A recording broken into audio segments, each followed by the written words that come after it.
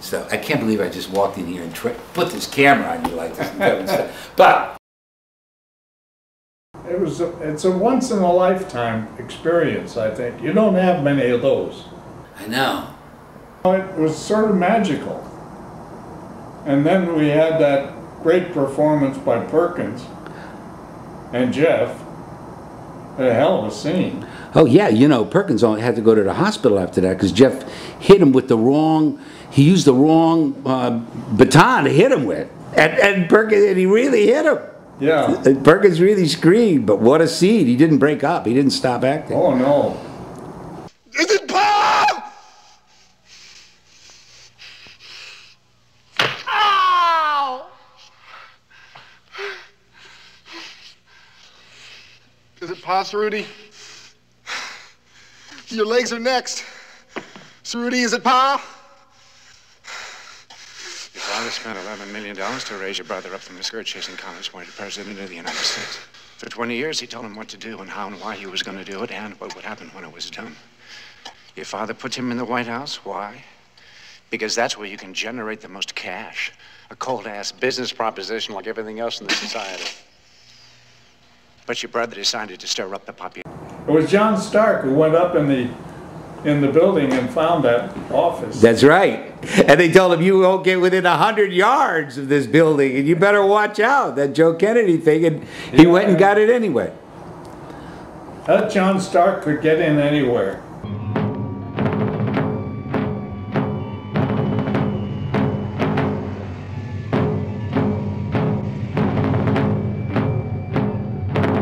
What I'd like to see done, and which I miss in the movie, is establish the flag on the building.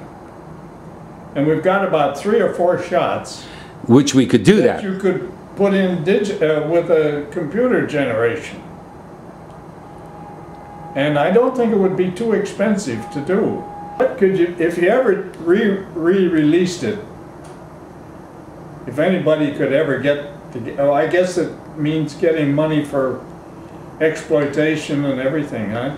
Not spend a lot of prints and ads money. You know, no, that movie, if it were to be released, it could be released, even, I hate to say it, digitally. Because if anybody could talk anybody into getting a re-release, it would be either John or Fred. Ah. And I think of our picture, Winter Kills, in which we used everything that we knew. And that was well before computers came into it. And I think we got more soul into it.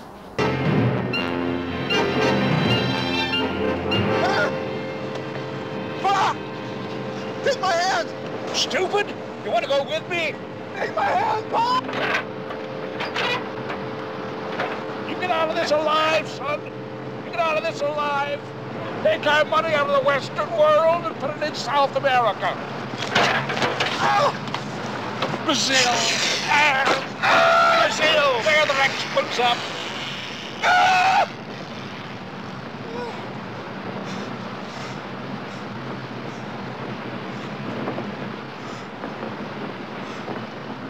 That's why I was thinking this would be a great movie to re-release, considering the times that exist now. Because we're going through a situation which is more apropos even than then. I think. I think so too. They will run you dizzy. They will pile falsehood on top of falsehood until you can't tell a lie from the truth, and you won't even want to. That's how the powerful keep their power. Don't you read the papers? You've got to accept that there is a world outside of you, and that you affect that world. Your dad knows it. Pa thinks Moses lied about the 10 Commandments because what God really said was do. Christians really didn't have a very high opinion of mankind, you know what I mean? Right. So it's what? Well, you're an optimist anyway. Do you think I'm an optimist? Aren't you? I guess I must be, huh? It's my favorite movie. It was extraordinary. It was. You remember when they were closing us down, and oh yeah. I think it was the grip or the electrician or somebody pulled out a couple of $100 and says, yeah, I'll put it up some money. I remember. We were on ladders up in the hot. They were gonna, the whole crew was gonna put in to continue the movie. Isn't that something? Terrific. I don't know where the money came from, but I never wanted to ask. No, I know well. we used to get paid out of suitcases. Was it for money? Where did you get the balls to suggest to me that I'd have your brother murdered for some additional cash? The president of my country. Is this an attack, son? A conspiracy? Have you gone over to the enemy? Or are you mad? For money. Shame. For shame on you. About once a week we had a big party. Yes, we did, didn't we? And you couldn't call them off. I remember once when everybody was, the picture was being shut down and there was no money and we didn't have any money. But we had the party with all the stops out. Everything happened. Mr. Wilson? Good evening. Mr. Keegan, this is a pleasant surprise. May I key, please? Certainly.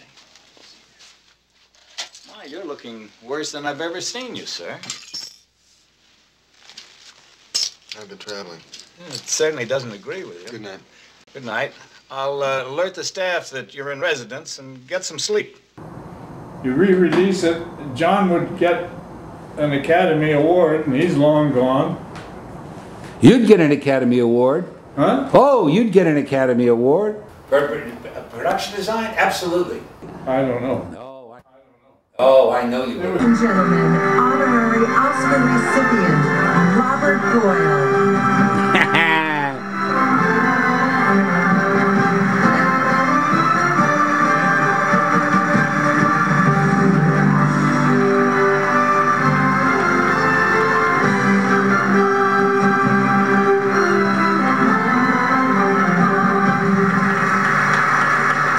Thank you all.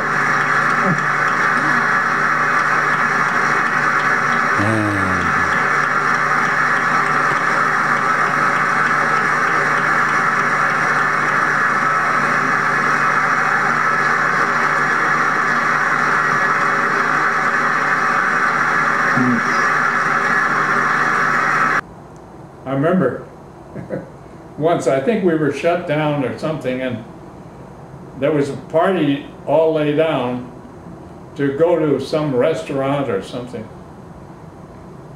And the company was closed down, so Beth said, well, let's get a hold of Fred and we'll have the party here at this house. So and Fred was at home in New Jersey. So we called Fred, and he wouldn't hear of it. All he wanted to do was talk about the flowers that were blooming on the hill behind his house.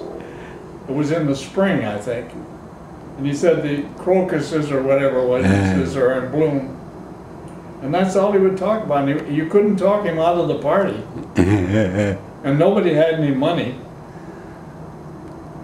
And so we had the party. Sure. Wow. We all loved each other, didn't we? Oh yeah. It was a big love festival. It was. Yeah, it was wonderful.